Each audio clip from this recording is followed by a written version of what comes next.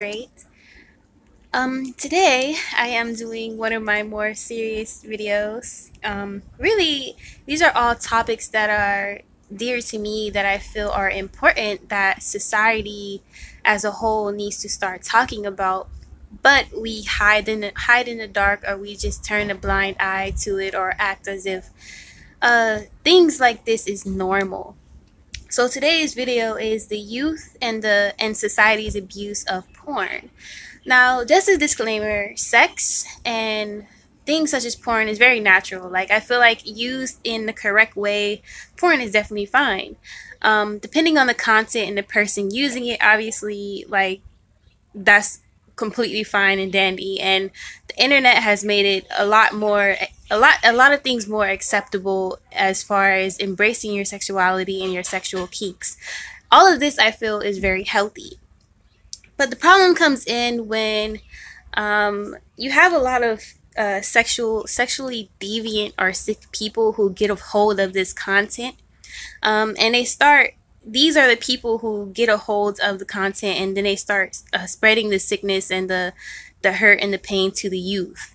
Meaning something that I know is really prevalent in the Black communities, and I'm sure is very relevant in other communities as well, but it's not being spoken upon, is the fact that you have parents, older siblings who get a hold of this content and they start teaching the children at a very, very, very young age about sex and porn the wrong way. They introduce it to like 4-year olds, crazy shit as far as like introducing it to them too early when they're supposed to be busy being a child. Meaning a lot of what you have a lot of times in our society, especially in America, because we're so sex obsessed, you have a lot of people introducing it to children, robbing them of their innocence. And I feel like this is what they're doing, robbing kids of their innocence at a very young age. But believe it or not, you have a lot of people who think this is normal, because it's been a cycle, an ongoing, repeated cycle. And like much of America, we have a bunch of shitty ass cycles, to be honest.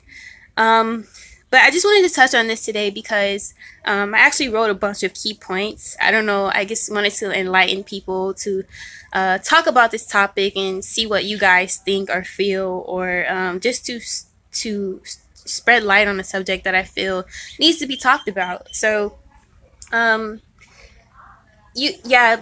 growing up, you have a lot of people who are like, I know a lot of people who are very introduced to sex the wrong way. Nowadays, porn is used to be the sex ed for children, and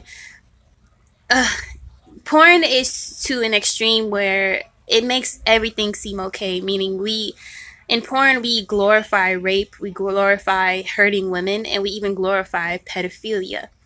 And so you have a very thin line of what's accepting and what's acceptable and what isn't. A lot of people, because we're so sex craving, porn obsessed, a lot of people don't know where to draw the line at.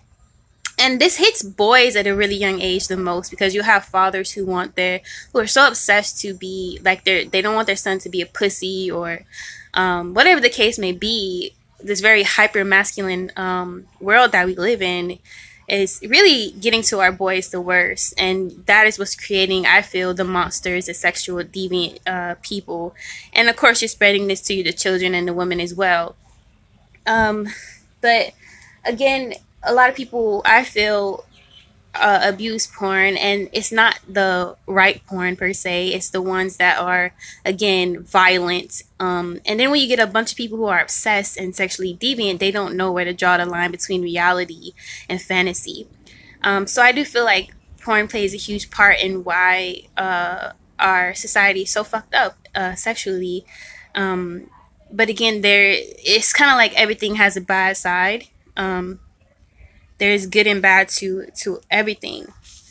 But yeah, something I want to touch on is that, like, we need to be more aware that of, as parents, whenever you do if you do have kids, or if whenever you do have kids along the lines, like, we really have to be mindful of who we're marrying, or who we're linking up with, or who we are as a person. Even question like the toxic shit that we've been taught around sexuality, because we're having a lot of parents who are the key problem of why there's so many sexually deviant kids or abused or raped kids coming up, because they turn a blind eye to things, or they allow these obsessions to manifest, or they are the key print of these obsessions.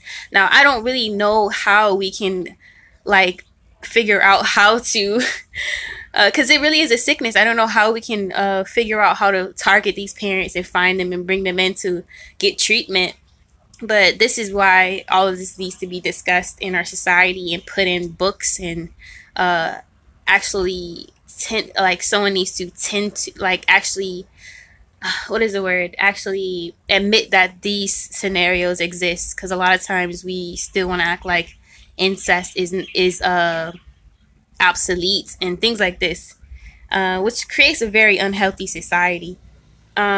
So again, a lot of times parents and older siblings can be the culprit.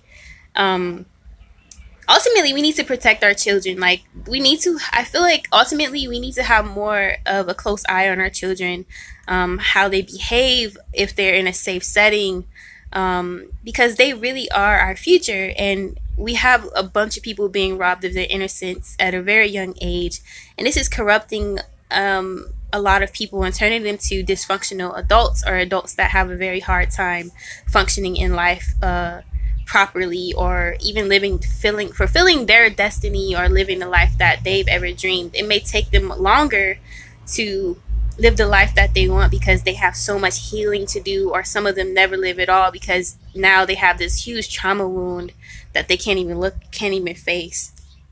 um so the question is, do we blame porn for a lot of the crazy shit that's made, especially American culture? I feel like we need to aim more at letting kids be kids, because we really need to look at ourselves and the people we tend to link up with, to have kids with or marry, and see where their morals lie as far as like what they want to teach the kids about sex. I feel like you should let kids be kids at a very young age, but when they do become curious upon sex, you shouldn't shame them. But also just don't force it, because we're giving these kids the wrong impression about sex again at a very young age. You have a lot of people by like 12 years old doing some crazy shit, when really they should just be being kids. But this brings up another question, as opposed to, I have a friend, she's a huge feminist, or sexual advocate, and she wants to help children, but she believes that we should allow kids to the proper sex education and allow them to explore sex within themselves, their own time and their own age group, because you do have a lot of I feel a lot of adults who are so obsessed with having a younger spouse, the ideal of a youthful person, that you have so many cases where there's like 16-year-olds dating like 25, 30-year-olds. And this causes, I feel like, a painful or destructive pattern or way to intersex. So she was saying that she thinks that if we teach them, it's okay to explore within their own age group with each other. But let me know what you guys think. I don't know, but you do have, again, I feel like society has made it so normal for people to, that's normal.